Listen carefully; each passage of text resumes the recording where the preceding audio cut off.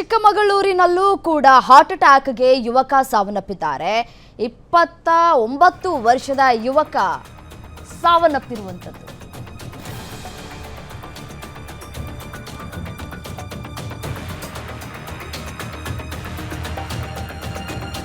ಹರೀಶ ಮೃತ ಯುವಕ ತರೀಕೆರೆ ತಾಲೂಕಿನ ಶಿವನಿ ಗ್ರಾಮದಲ್ಲಿ ಆಗಿರುವಂತಹ ಘಟನೆ ಇದು.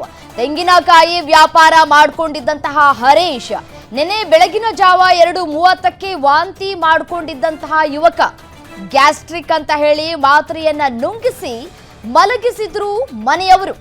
3:30ಕ್ಕೆ ಮತ್ತೆ ವಾಂತಿಯಾಗಿ ಕುಸಿದು ಬಿದ್ದಿದ್ದಾರೆ ಹರೀಶ್. ಅಜ್ಜಂಪುರ ಆಸ್ಪತ್ರೆಗೆ ಕರೆದೊಯ್ಯುವಷ್ಟರಲ್ಲೇ ಸಾವನ್ನಪ್ಪಿದ್ದಾನೆ ಯುವಕ. ನೋಡಿ, ಇದೇ ನಾವು ಮಾಡೋ ತಪ್ಪು. ಗ್ಯಾಸ್ಟ್ರಿಕ್ ಸಮಸ್ಯೆ ಆಗಿರಬಹುದು, ಸೊ ಹಾಗಾಗಿ ಈ ರೀತಿಯಾಗಿ ಆಗ್ತಾ ಇದೆ. ಒಂದು ಗ್ಯಾಸ್ಟ್ರಿಕ್ ಮಾತ್ರೆ ತಗೊಂಡ್ಬಿಡಪ್ಪ ಸರಿ ಹೋಗುತ್ತೆ ಅಂತ ಹೇಳಿ ಮನೆಯವರು ಹೇಳ್ತಾರೆ. ಅವ್ರ ಮಾತು ಕೇಳಿಕೊಂಡು ಗ್ಯಾಸ್ಟ್ರಿಕ್ ಮಾತ್ರೆ ತೆಗೆದುಕೊಂಡ ನಂತರ ಮತ್ತೆ ಅವರಿಗೆ ನೋಡಿ ಈ ವಾಂತಿ ಶುರುವಾಗಿದೆ. ಮೊದಲನೇ ಏನು ಸಜೆಸ್ಟ್ ಮಾಡಿದ್ರಲ್ಲ ಮಾತ್ರೆ ತೆಗೆದುಕೊಳ್ಳೋದಕ್ಕೆ, ಆ ಸಂದರ್ಭದಲ್ಲಿ ಅವರನ್ನು ಆಸ್ಪತ್ರೆಗೆ ಕರ್ಕೊಂಡು ಹೋಗಿದ್ದಿದ್ರೆ ಈ ರೀತಿಯಾಗಿ ಹಾರ್ಟ್ ಅಟ್ಯಾಕ್ ಆಗ್ತಾ ಇರಲಿಲ್ಲ ಅಂತ ಕಾಣಿಸುತ್ತೆ. ಬದುಕುಳಿಯುವಂತಹ ಸಾಧ್ಯತೆಗಳು ಕೂಡ ಹೆಚ್ಚಾಗಿ ಇತ್ತು ಅಂತ ಕಾಣಿಸುತ್ತೆ. ಬಟ್ ಆದರೆ ವಿಧಿಯಾಟ ಬೇರೆ ಇತ್ತು ಅಂತ ಕಾಣಿಸುತ್ತೆ.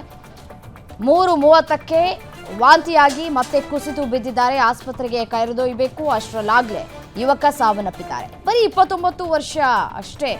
ತೆಂಗಿನಕಾಯಿ ವ್ಯಾಪಾರವನ್ನ ಮಾಡಿಕೊಂಡು ತಮ್ಮ ಜೀವನವನ್ನ ಸಾಗಿಸ್ತಾ ಇದ್ರು.